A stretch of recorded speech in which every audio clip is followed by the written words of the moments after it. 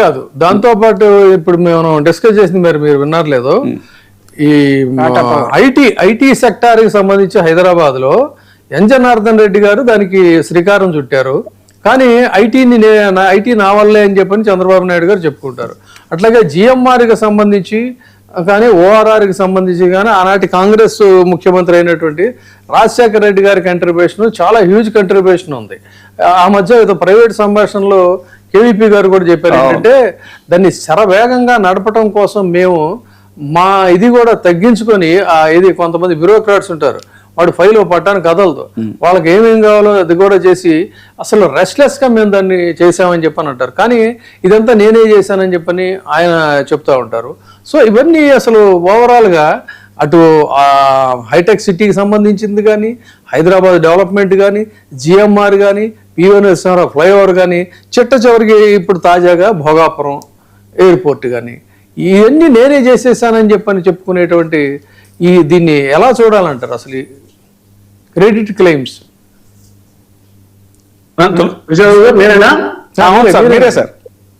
Okay, Chandrababu Naidu గారికి ఈ self డబ్బా కొట్టుకోవడం కొంచెం ఎక్కువ. ఏ ప్రభుత్వమైనా కొన్ని వాళ్ళకి మెరిట్స్ ఉంటాయి, డిమెరిట్స్ ఉంటాయి, కొంచెం చెప్పుకోవచ్చు. కానీ ఇది అతి సర్వత్రా వర్జయత్ అని ప్రతిదీ అతి. పావు కోడికి ముప్పావు మసాలా, కోడేమో పావే మాంసం, మసాలా వచ్చేసి ముప్పావుల.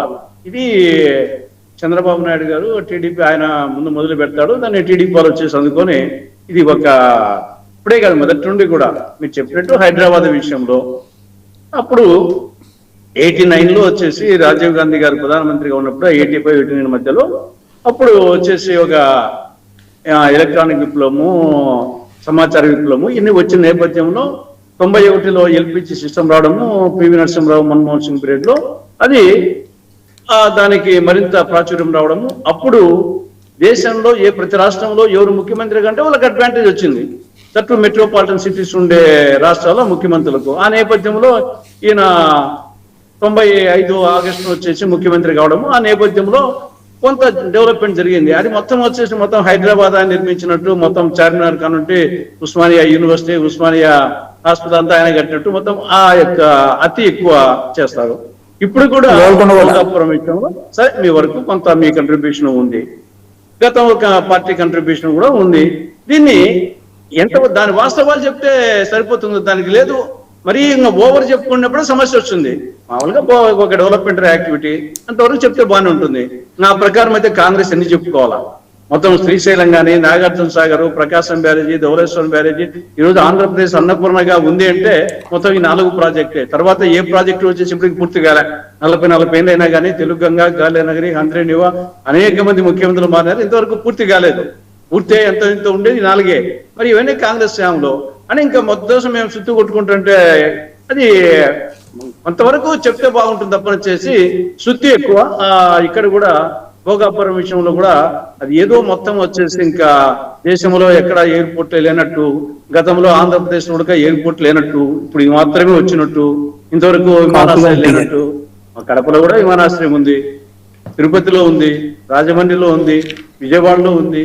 వాడు ఉన్ని దాంట్లో ముందు డెవలప్ చేసేదానికి చట్టంలోనే యాక్చువల్గా విభజన చట్టంలో 13th షెడ్యూల్లో తిరుపతి, విశాఖ, విజయవాడ విమానాశ్రయాలను అంతర్జాతీయ విమానాశ్రయాలుగా చేయాలని చట్టంలోనే ఉంది. దాని గురించి మరి గతంలో 2014-19లో ఈయనే ముఖ్యమంత్రి, మళ్ళీ ఇప్పుడు 2.5 years అయిపోయింది. కాబట్టి ముందు దాని ఏం చేశారు. కాబట్టి కొంత ప్రతిదీ కూడా అతి ఎక్కువ అతి చేసినప్పుడు అవతలను కూడా రియాక్ట్ కావాల్సి వస్తుంది. సార్ మీరు మీడియా అతి అన్నారు కాబట్టి మరొక అంశం ఏంటంటే సార్, ఆంధ్రప్రదేశ్ లో సరే ఒక సెక్షన్ ఆఫ్ మీడియా చాలా గణనీయమైనటువంటి భాగం కూటమికి సపోర్ట్ చేస్తుంది అనేటువంటి విమర్శలు అవి చర్చ జరుగుతుంటుంది. అయితే అది రాష్ట్రానికి మాత్రమే, రాష్ట్ర మీడియాకి మాత్రమే పరిమితం కాకుండా ఇప్పుడు జాతీయ స్థాయిలో కూడా విశ్వసనీయత కలిగినటువంటి వార్తా సంస్థల పైన కూడా ఆ విమర్శ రావటం అనేటువంటిది ఇటీవల ప్రముఖ fact check website Alt News వ్యవస్థాపకుడు మహమ్మద్ జుబైర్ ఆయన సోషల్ మీడియాలో ట్వీట్ చేశారండి.